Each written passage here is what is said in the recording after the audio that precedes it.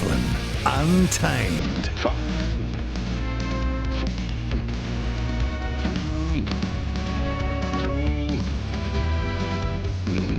The platform. Welcome to the podcast, people. Martin Devlin, Lachlan Waugh. iOS, it's only sport. That's the name of our show. We broadcast live on the platform every afternoon, 1 till 4. 3 hours of sport condensed into this highlights package for you every night. And if you want to listen to the whole show, we'll download Platform Plus and you can go back and listen to 9 hours of free independent media every single day. Sean Plunkett kicks it off from 7 o'clock. Michael does the talkback. It's Michael Laws 10 to 1 and myself, Martin Devlin, Lachlan Waugh. We do the sport. Today's podcast concentrating on cricket and why not. First test tomorrow, Basin against Australia, the biggest, baddest of all big brothers. We've got a more than decent side. We're at home. History beckons. But you get an uneasy feeling every time you play Australia, don't you? Why is that? Is there a mental block when we play these blokes? Ross Taylor on the podcast. Legendary. Black Caps captain. Still holds the record for the highest test score ever scored on Australian soil by a visiting player. That was 290 in Perth. He played in the Hobart side that beat Australia. We've only beaten Australia 8 times in test cricket since 1974. Over about 50 matches. Last time that we beat them here in New Zealand, 1993. And on this podcast, you're also going to hear from Neil Wagner, who joined us on the show today. Look, I think that he encompasses everything that us Kiwi sports fans just absolutely love. You know, he just so much courage, so much determination, just fearless, and so much pride playing for his country. Remember, he's South African, but he represented that silver fern as well as anyone ever has. We begin the show the same way every day. I say, tablets in hand, gather my flock. It is time for a sermon. Has the Politburo got involved here over the smart or not so smart mouthguard issue? Let's go to the mountaintop. We live in an amazing, amazing world, and it's wasted on the crappiest generation of just spoiled idiots. Has Anton Leonard-Brown been got to? The Chiefs and All Black midfield back at the centre of the not-so-smart mouthguard debacle from last Friday night's Chiefs-Crusaders match has done a complete 180 and now says, I quote, I back the technology. It was Leonard-Brown's reaction on Friday night that pretty much summed up the entire frustration over these things. A device that clearly doesn't work like it should. His body language, arms outstretched, facial expression, totally bemused as to why he was being told to leave the field. We all saw the pictures. We all saw clearly what his reaction was. Now he says that reaction, and I quote, had more to do with the state of the game than any grievance with the technology. It came across as a lot of confusion and frustration, but I don't want that to leave a message that I don't support what's going on. That is a 180-degree turn legendary skateboarder Tony Hawk would be proud of. On the other side of the argument, All Black and Crusader David Havili has joined the chorus of disapproval, though, saying World Rugby has rushed these things into the game. Players Association boss Rob Nichols said yesterday, we're frustrated that World Rugby and New Zealand Rugby mandated it and pushed it so hard on the players, it's not ready.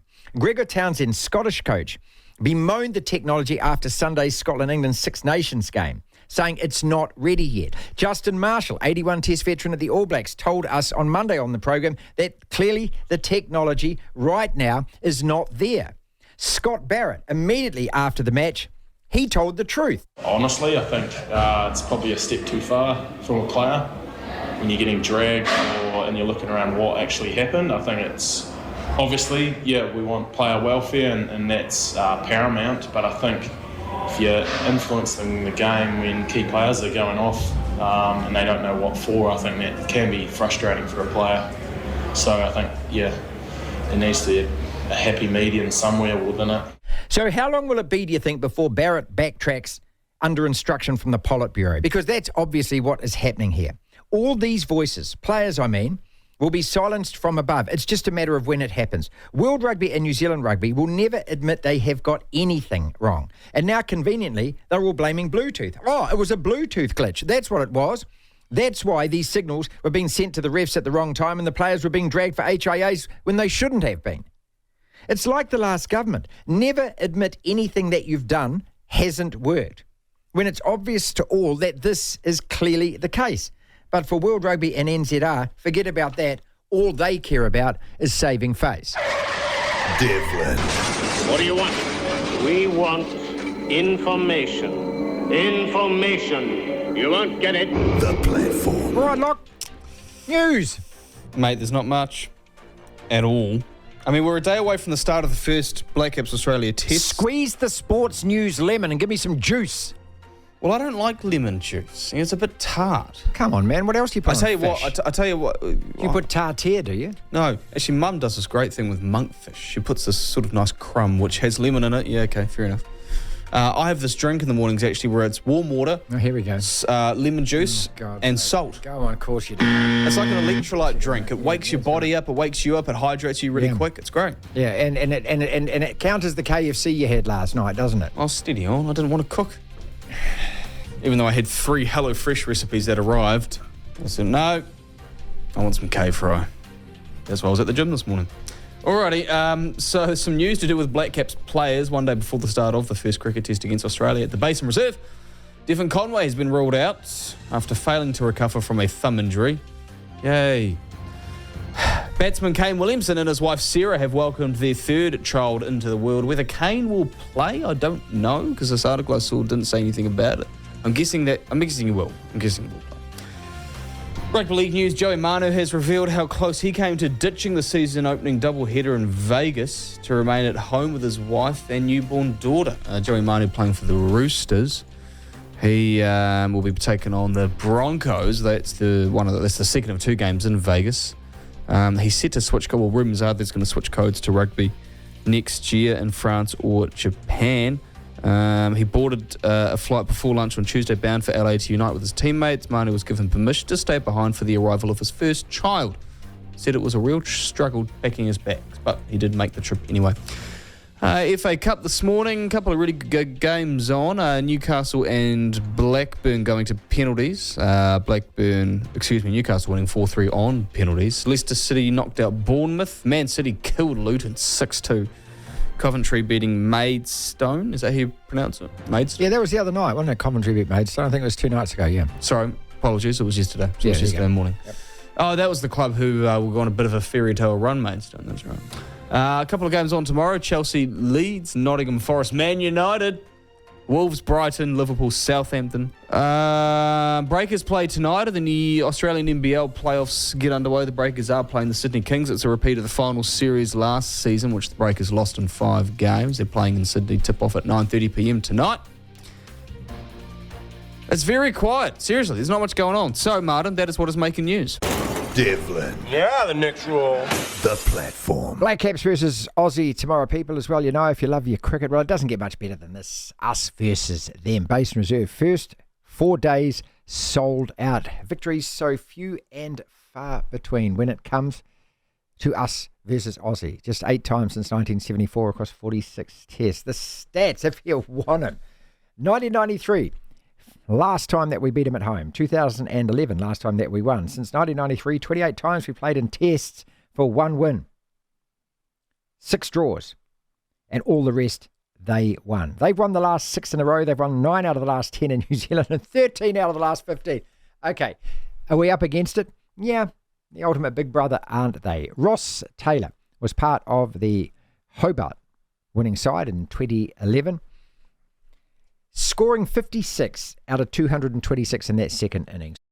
You were in Hobart in 2011, mate. You top scored in that second innings with 56 out of 226. Because it was Australia, would you rank that and vote that as one of the finest moments in your career? Oh, 100%. I think, beating Australia in a test match anywhere is a highlight, but to do it over in Australia would have to go down as one of my top 3 fondest moments in cricket. We were dead and buried going into that test series. Got completely outplayed in the first test and the way the team fought back. And I think that 50 in that last innings was my slowest ever test 50. So it was nice to grind out a score and obviously the win. Yeah, and these days, you think, it's heroic, 50, but it might take you, 100 or 200. Well, it doesn't matter what it is. It's actually what, you accomplish at the end of it. And, I hope that heart's never lost to test cricket. I go back to and I don't know whether you're even bloody around at this time, but Mark Greatbatch in 1989 batted for more than a day to save us a test against Aussie in Perth. And I remember celebrating that like it was a bloody win. And all he did was sit there at the other end with 9 wickets gone and just basically hog the strike for a whole day. But just the application and dedication to do that. I hope it's not a lost art, you know? Very much so. I think, obviously, I can't really remember. I was only about 5 when Batchy did that. But but then at the same time, you hear about it for years afterwards. Applying himself for 10.5 hours. It's ridiculous. But I totally agree. I hope it's not a lost art. And, obviously with a lot of publicity around Bazball and how entertaining it is, some of the best games of cricket over the last 2 or 3 years have been fighting draws, scrapping it out. And that's what Test cricket's about. It's not about winning and losing. I think also the element of draws and being able to bat time is why it's such a special game. How many times did you play Australia? I was trying to count it. It must be about, 7 or 8 in tests at least, was it? Probably a few more than that. Okay. We haven't... I was injured for the test series the last time they were out here in 2016, which just blows my mind that they haven't been out here for 8 years. Played a couple of test series here and probably... We've gone over there quite a few times. 5 or 6 times probably in my career. I probably played against them 15. For one win. Maybe close. For one win. For one win. Yeah. I mean, look, and this is why, there's so much excitement and anticipation heading into tomorrow at the Basin Reserve because, since 1974, we've had 8 test wins against them in almost 50 tests in almost 50 years. They are so rare. And that's why I asked you that question about, what it actually means to you now. And, I hope that the whole squad is imbued with that tomorrow because it's something that, you get such a rare opportunity to do it, but you write yourself into New Zealand cricket history if you can. Yeah, I think so. And I think if I go over the times, I think I look at this team and I think there's, a very good side and they do have the ability to put this Australian team under pressure. We know our conditions very well. We've got some key personnel coming back from injury, but I think in my time in New Zealand side, I think the best teams that I've been a part of, there's an inner confidence in the team, but outwardly we play the underdog tag and we do that well. I think when we go in there wanting to win, saying we're going to beat Australia, it just doesn't sit well with us. I think we play better as underdogs, and just talk the opposition up. There's nothing wrong with that, but having that inner confidence inside the group, knowing that you do want to win and know that you can win. Ross Taylor's with us, and we've got the first test tomorrow. 4 days sold out at the Basin Reserve. It just goes to show, doesn't it, how much Test cricket is still loved by the general public, and especially when we play these guys. Ross, what is it about them in particular, out of playing every other Test side in the world, what is it about playing them, and is it actually different, or do we just imagine on this side of the microphone that it's different? I think it's the time zones. There's a 2-hour time difference most of the time with the East Coast. So New Zealand public cricket fans grow up watching New Zealand cricket, but also growing up watching Australian cricket. If we think about Australia as the big brother, all of the major sports have a affiliation with Australia in some capacity. Cricket's the only big sport that New Zealand don't have a side in their domestic league. So I think, cricket is seen over in Australia as their national and number one sport. Yeah, it is. Yeah. And we just love beating them. It doesn't happen very often, but when we compete and put this world-class side under pressure, the New Zealand public get in behind the team. You've mentioned that a couple of times now, so I've got to touch on that, putting them under pressure. How important is that as opposed to thinking, okay, we can do this, or we will do this, or whatever? Just first and foremost, getting them in situations where they have to ask questions of themselves. And I think it's the same for every sport, isn't it? Under pressure is when, it really counts. And under pressure, every single athlete in the world can get a little wobbly. So is that the key to start with, just getting them in that situation where it's out of their comfort zone? Oh, we will put them in that situation. It's whether we take the opportunities when they come. If you think where this Australian team's been world class for a number of years, is when they are under pressure, they know someone's going to step up. Head, Mitchell Marsh, Carey, Cummings coming and getting a special knock. They're 4 for nothing. They almost expect someone to just step up. But that's where, in the past, if you look at it, when they have been under pressure over the last 3 or 4 years, drop catch, a miss run out, just those 1%ers that are, New Zealand will put them under pressure. It's just whether we're good enough to put them under pressure for long periods of time and take our opportunities when they come. What did you read into what Sharma Joseph did to them for the West Indies? I'm just talking about the sheer pace of that, and that's why I think, if Lockie Ferguson was playing, I want to see somebody bowling at them in our conditions at 145 plus or something, and just seeing how they cope. Yeah, that's the thing. I think, he was a rare talent. I don't want to detract from that. I think it was a fantastic win and 2 fantastic test matches. England, India and West Indies. A proud cricketing nation. But then I think the pink ball does does add an element of evenness to it. It brings the teams closer together with the pink ball, where if it was a red ball, it would be interesting whether that test match would have been like that. But you can't substitute anything for raw pace, and just shows you, if you have raw pace that bowls for a long period of time, world-class batsmen, as good as they are, find that difficult as well. Ross Taylor with us. Do we have a mental block against them, though? And I think I've asked you this question in the past and you've just swatted it straight to the fence. You've been in those situations. Have you ever felt that, like, oh, God, it's Australia? I think at World Cups, there's definitely a block in some capacity. In a bilateral series, maybe not. I think, sometimes you play the man in the country, where instead of just saying we're playing, against a very good cricket team. So I think bilateral series, probably not, but World Cups, there's definitely, in must-win games, the Australian side, there is definitely a little bit of a block there somewhere. Is it easy to bounce back from that T20 series where in the first game we had them by the nuts there? We had them in that game, and then it all goes, turns turtle on us. Is it easy just to forget that? Look, Jimmy, I keep quoting Jimmy Neesham where he says, you move on quick from a T20 defeat. Has that got any relevance at all as we prepare for tomorrow? Yeah, I think I don't think it does. There is probably a 5 or 10%.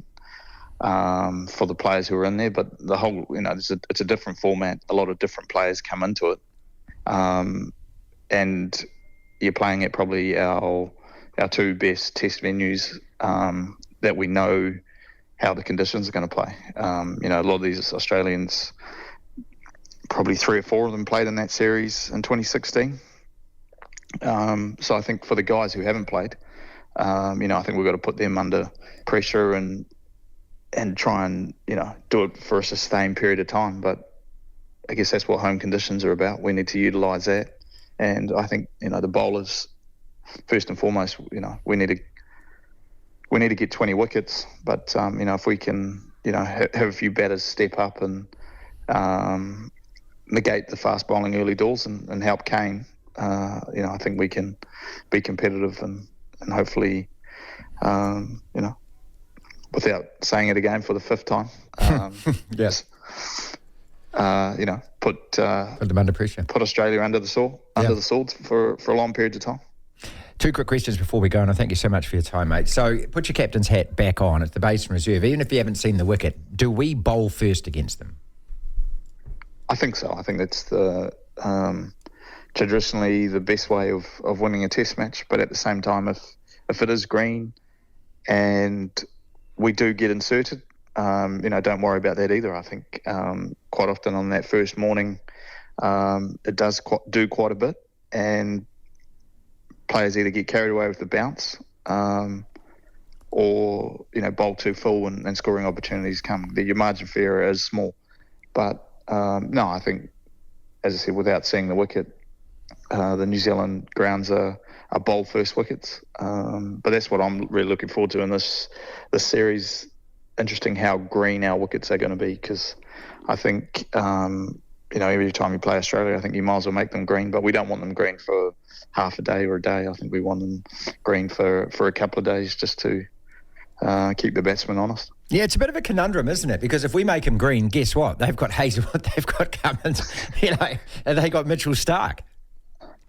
Yeah, and then you add Green and Mitchell Marsh as well. I mean, obviously a world-class spinner and Lyon, but if there is a bit of grass on this wicket, Lyon's input into, especially the first innings, could be quite minimal. But I think that's where New Zealand are going to have to negate. I think Cummings and Hazelwood are going to enjoy bowling in these conditions. But if we can negate them as much as possible, and let Lyon bowl as much as he can in that first innings, then that gives us the best chance to hopefully take the game deep. Best for last, mate. Watching you hit 290 in Perth was just absolutely glorious. I mean, it was just one of my favourite cricket moments. So what a knock that was. And then, but you compare that to the 56, which anchored the second innings to win in Hobart. So I don't know. Is it a difficult one to weigh up for you about which is your favourite? What is winning the favourite? Yeah, that is a tough one. I suppose the highest score by a visiting batsman in Australia is not a bad thing to have on your CV. That is. But then winning the Test match, it's a tough one.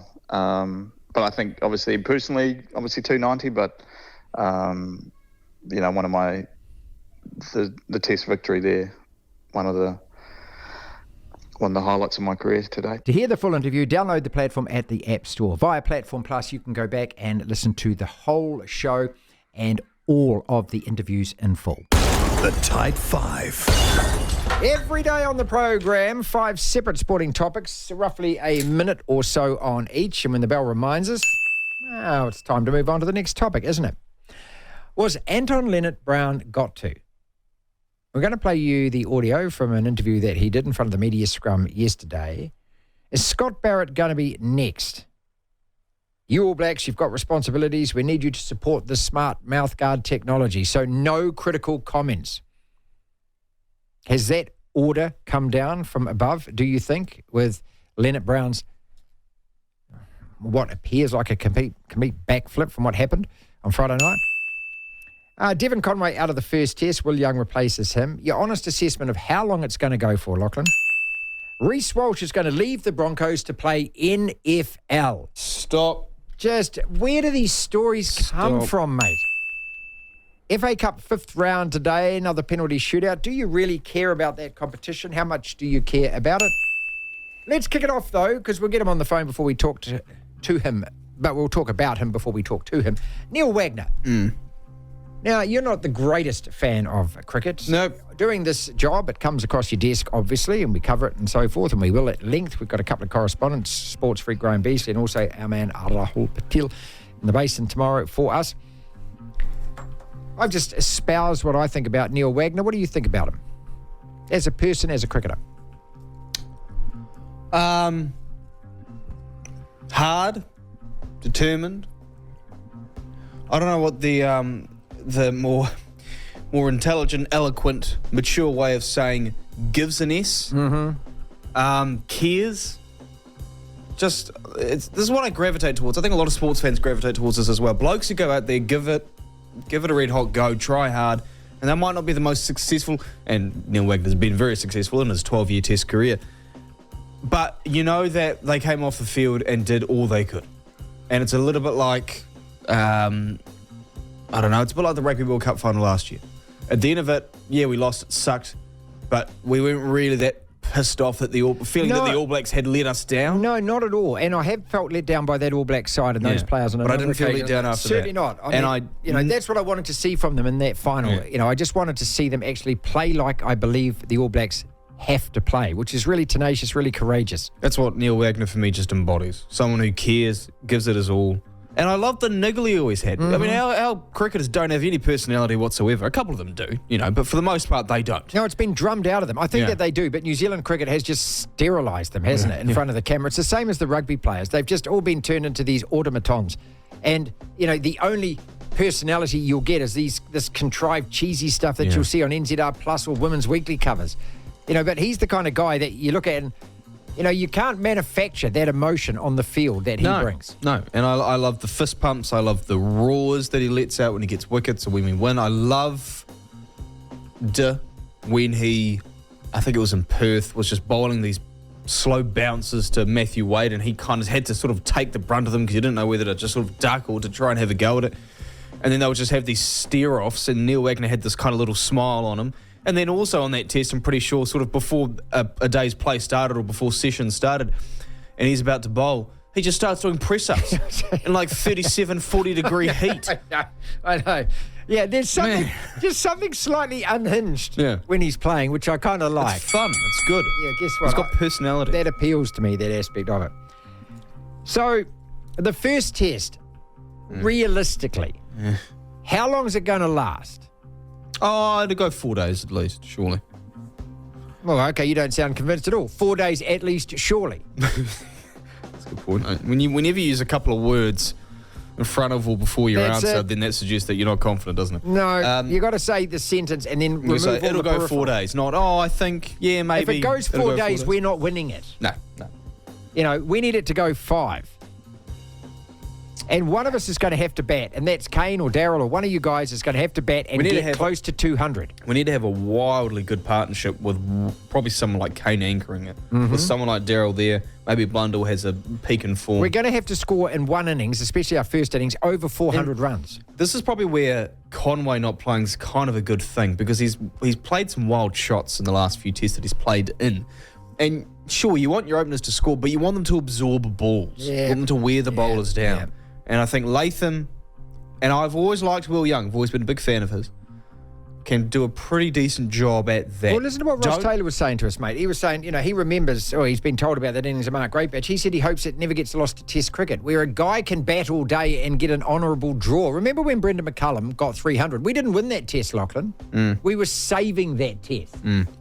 That's, people forget. They think, we scored 302. Obviously, we were dicking. No, we weren't. He had to stay in and save it. When Marty Crowe got his 299 with Andrew Jones at the Basin Reserve, we were saving that match against Sri Lanka, okay?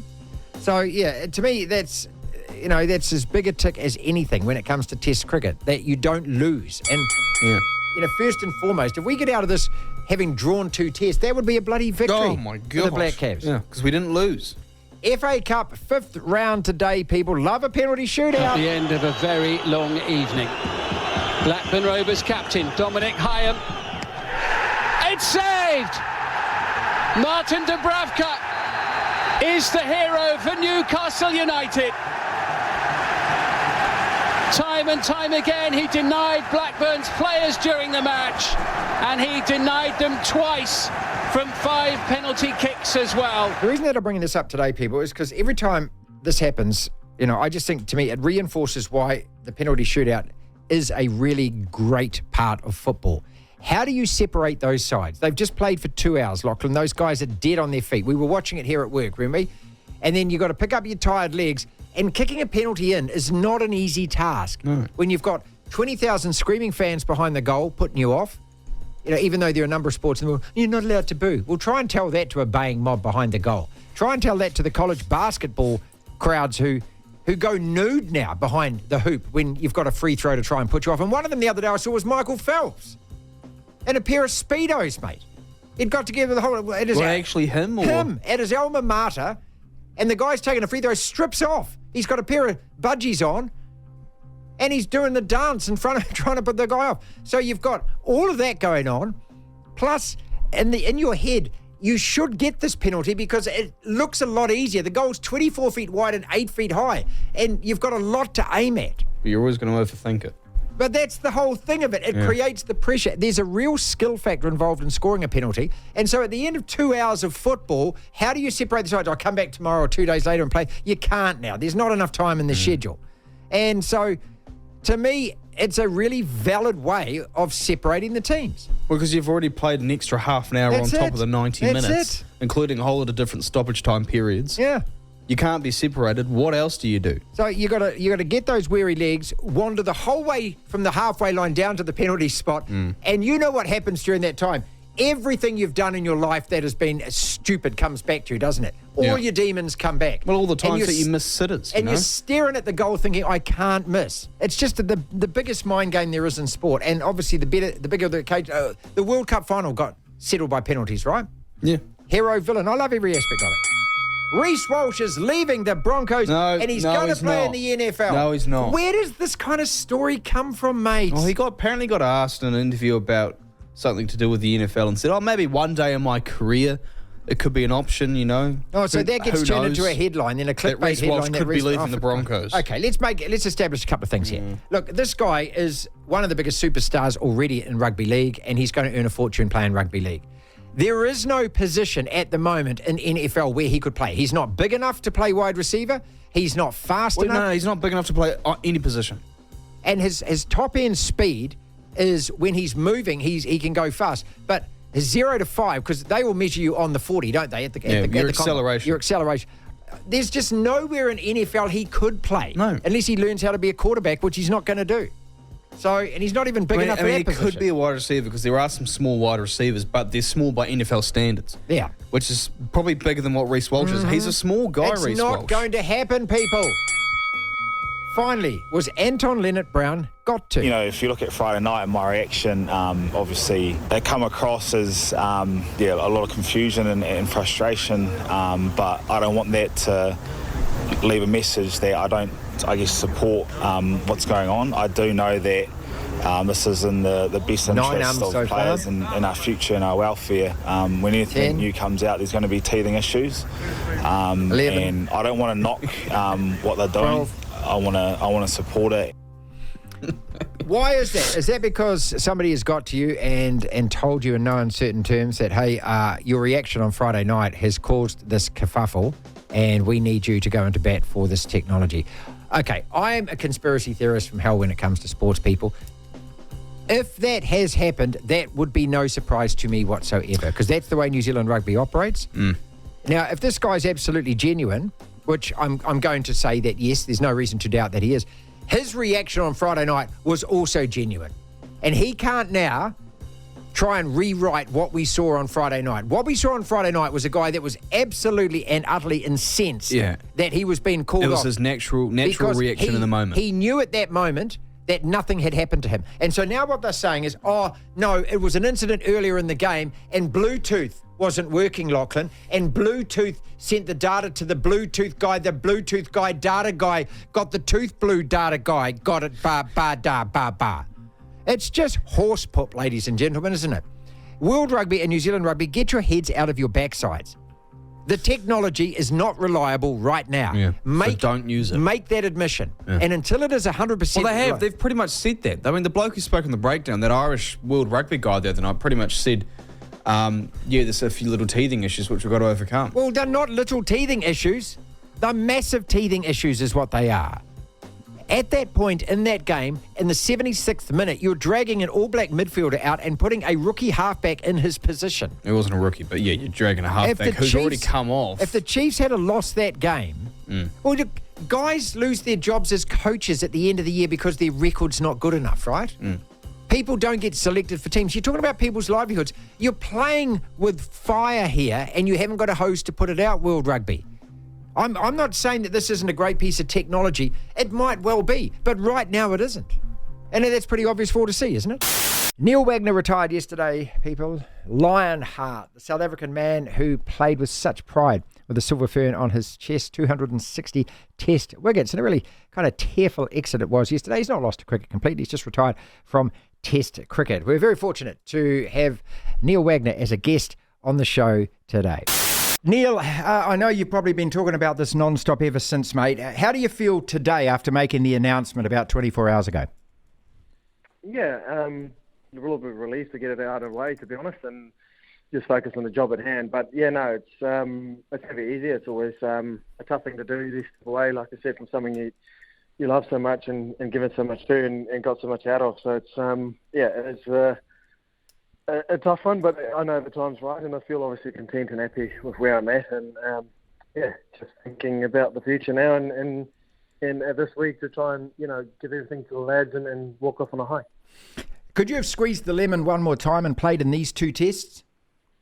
I wasn't really selected for this series, so that's out of my control. Would have loved to, but obviously that's you can only control the controllables. But for me personally, we felt that obviously looking forward, because I wasn't going to be a part of this Test series, that I'm retiring after the series. That if then something happens and you never know of injuries or stuff like that, or something happens. But I've got full faith, obviously, in the group and the people around to do what's required.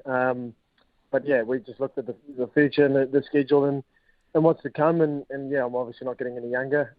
Just sort of felt that it's the right time to pass the baton on and to leave it to the younger guys to take over and lead this group forward.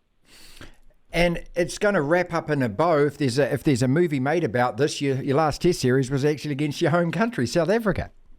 Yeah, it is actually. Wouldn't have thought of it. So no, it is different. I didn't really think about it that much or look into that much. But yeah, it is. It makes it obviously quite unique. Whenever you play a Test match, it's a huge honour, and whatever chance you get, opportunity you get. But yeah, it's obviously a sad sort of way that it's finished now and it's done. But had an amazing time and really proud to be part of a special group. And this may not mean anything to you at all, but in these kind of jobs, and your job and the job that I do, it's very, very, very rare that you get to choose when you get to go out. Normally what happens is somebody chooses that for you, unfortunately.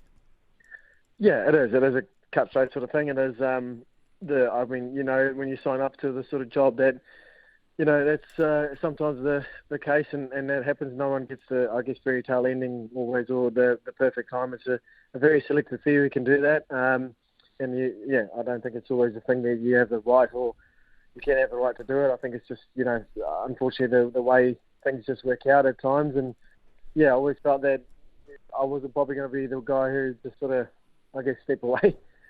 When it happens, I always thought, maybe injury will take me away, or they'll tell me, hey, you've had enough now, it's time to go, or anything like that. I sort of felt like, I love this game so much, but I also are fully aware of, you're not getting any younger, and time moves on, and things move on, and you sort of want to leave them in a better place and let the next crop take over and do what they need to do. And that was the main, reason behind it, is to know that it's the right time and the best thing for the team moving forward.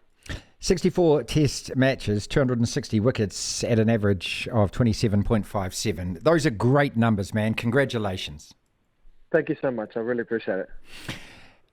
When you first started playing for New Zealand, was it a dream? Did you think, oh, wow, yes, I'm playing Test cricket, this was my dream? And then did you start thinking, I want to get 100 wickets, I wanted to get 200 wickets? Did those kind of things motivate you?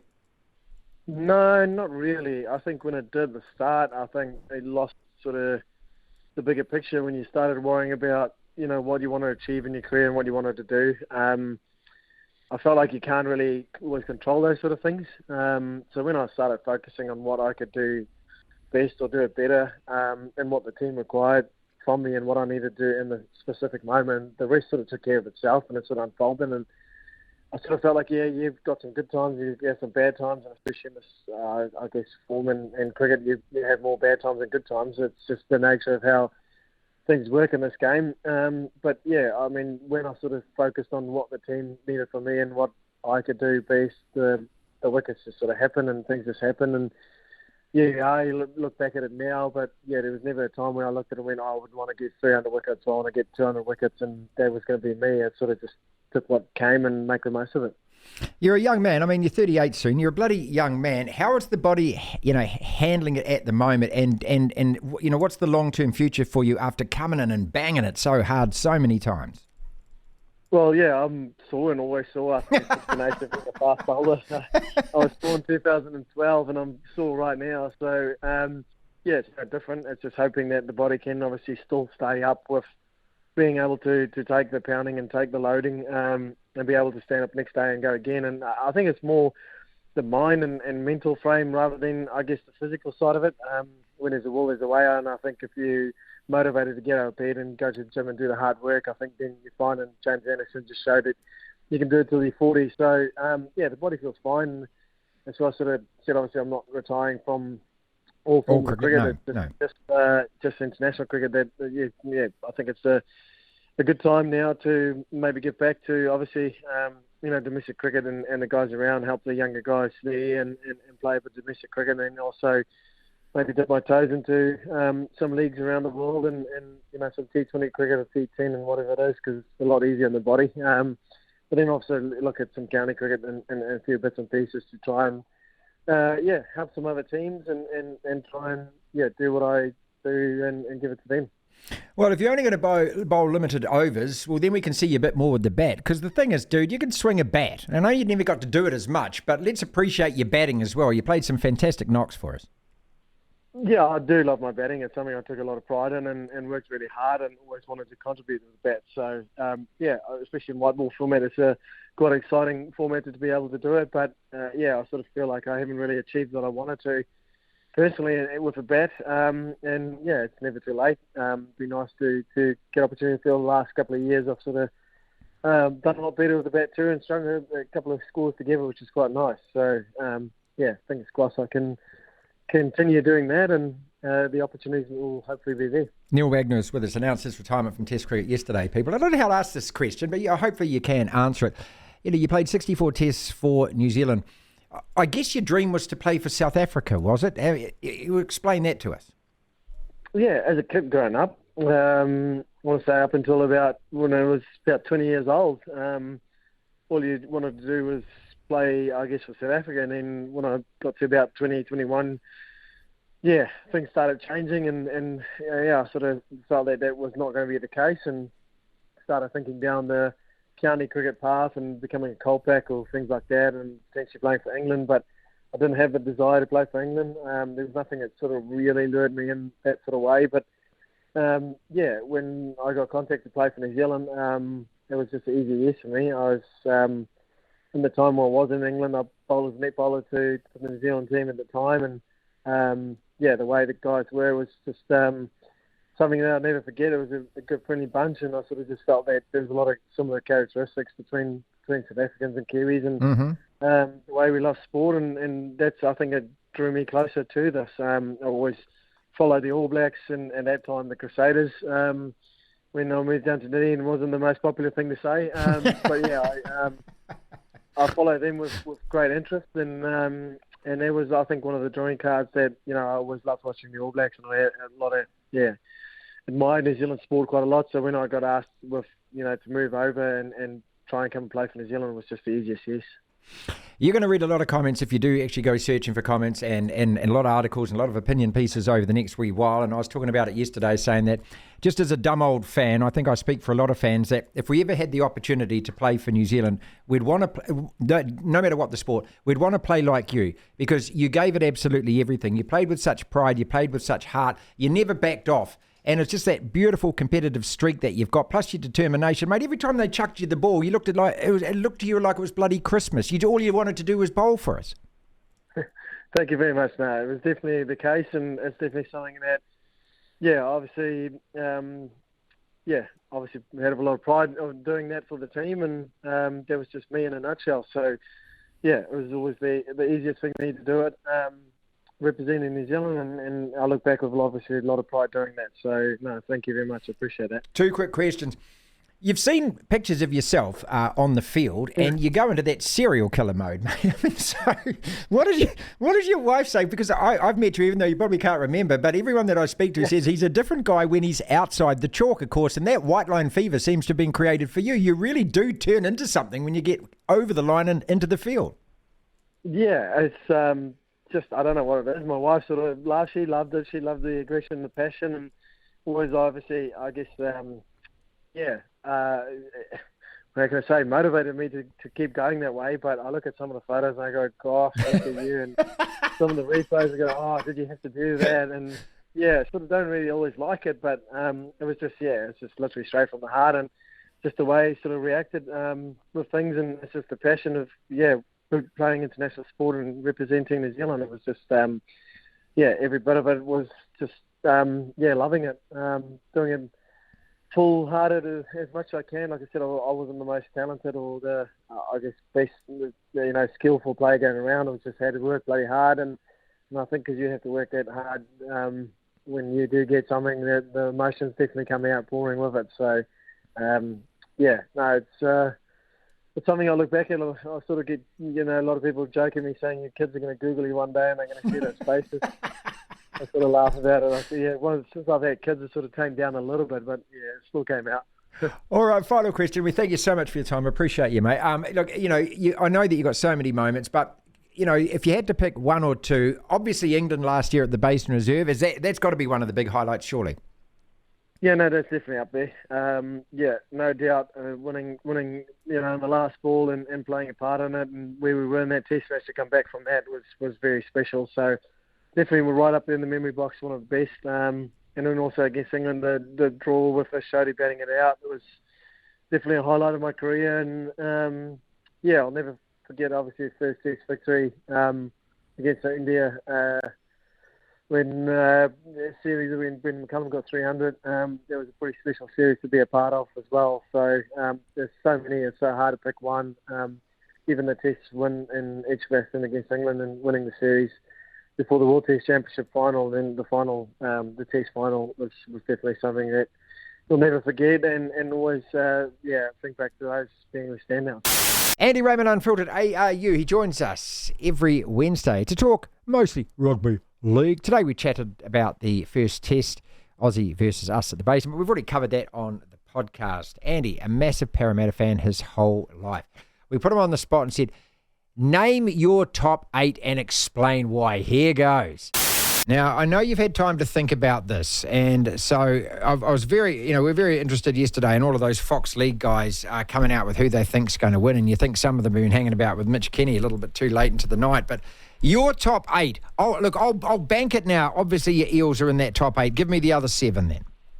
Okay, the other 7. This is in order. I think the Panthers and the minor premiers again. I think the Roosters are second. The Broncos are third. I think the Eels are fourth. Oh, yes. So, yeah. Notice how I paused there to allow you to get your sledge in. But hang on a second. On what basis, mate? What basis? Mate, we've got the primary positions covered. We've got two great props, 2 great halves, and a great fullback. The rest, that's what you need. The rest of the side complements, those big 5 or big 6 if you want to include the lock. I think they're going to be far more consistent this year. Injury and suspension for being a dickhead again with Dylan Brown last year cost us a top 8 spot. In theory, it cost us 5th spot. But that's gone. So I think they're a top 4 footy side. Then I think it's Souths, Warriors, Storm, and I'm tossing up between the Titans and the Sharks, and I'm going to go Titans. I think they're going to be the improvers. Okay, so no Newcastle, who made it last time, no Cronulla, they slip out as well. And when Mick Ennis said he thinks Manly are going to win the comp, what was your reaction? My reaction was, that's right, Mick Ennis is on the coaching staff and getting paid by Manly. Bing, bing, bing, bing, bing. Okay, right. Because, look, when Brian Fletcher says Roosters, of course he's going to say Roosters. When Brandy says Penrith, okay, you played for them, okay. But you were not trying to figure out with McKenna. Okay, that makes sense. Well, let's go through. Okay, so the Panthers aren't going to drop off in your mind. Despite the fact that this is 4 in a row, we saw them lose to Wigan on the weekend. They lose another player or two, but the juggernaut is still, right? I think the juggernaut is still... A lot of this is going to depend, again, because it is generally pretty even. The salary cap's working. A lot of it's going to depend on injuries. But if you look at injuries, the Panthers had both Nathan and Jerome out at the business end last year and back just in time for the grand final. But I think they are good enough and consistent enough to cop a few injuries, cop a few suspensions, and stay where they are. Going on to win the premiership, I don't know. They're favourites, and they're favourites for a reason, but I think they'll win the minor premiership, mate. Okay, and the Storm's still there, but they're slipping down. You've got them at 7. Is it time that their time is done, do you think? It's happening very, very slowly. Last year, a failure for the Storm, and that's not my words, that's their words. They were extremely disappointed with how the season finished. As a result, they've named co-captains. Christian Walsh is no longer part of that. They've changed up the senior leadership group. They haven't really recruited. It could be a tough year. So much hinges on Ryan Pappenhausen, mate. We're becoming used to the fact that he's never going to be, or hasn't been, a 24-game-a-year player. If he can play the whole season and recapture somewhere near the form that we know he's capable of, they could make a great run. If he's out, if he struggles, huge question mark over them. It had to happen at some stage, and it's going to happen to Penrith at some stage. It's going to happen to the Roosters at some stage. You just can't hold all your players, and you can't keep being the successful side. At some stage, the Tigers, the Dragons, and the Bulldogs are going to make the 8, and someone's got to make way. Yeah, Warriors at 6. I'd be happy with that. I'd be more than happy with that. I think that, there's a chance of second album syndrome over this side, of course. I think, people have jumped up the Waz bandwagon so much that everyone thinks that it is our year. We're going to win this title. I think after coming third last year, I'd be happy with 6th, because I think that this is a 5-year project for, Andrew Webster. I would be delighted, obviously, if I'm proved wrong, we get. But anything where you can actually get yourself a home semi-final to start with, I think would be a huge achievement again, given what you've just outlined, given the teams that aren't going to make the 8. I fully agree with what you've said, and mate, there is a side every year that excels and perhaps exceeds expectation. Then they come back to the field a little bit. 2 years ago it was the Cowboys. Last season it was the Knights, who I think may struggle a bit this year. It's a huge test for Andrew Webster and the Warriors to make winning and make that winning feeling a natural feeling and a consistent feeling. What happened last year was brilliant. Gee, I hope it happens again this year. It'll put a huge smile on my face. Genuine top 8 side. You could say they're a genuine top 4 side. But what it is, mate, it's a massive test, because that 5-year Andrew Webster plan, as you suggested, accelerated last year. And instead of being wrapped with the results, what it's done is put a whole lot of pressure on the entire group. We've got to do it now. But, mate, it wouldn't surprise me to see the Warriors there on the first Sunday in October. It wouldn't surprise me at all. That's our podcast for today. Thank you so much for listening. If you want to listen to the entire show, 1 till 4, Monday to Friday, download the Platform app, and via Platform Plus, you can go back and listen to whatever shows over however many weeks at your leisure, at your listening pleasure. Platform Plus. First thing to do, though, is download the Platform app. Devlin. Unbelievable. Incredible. The Platform.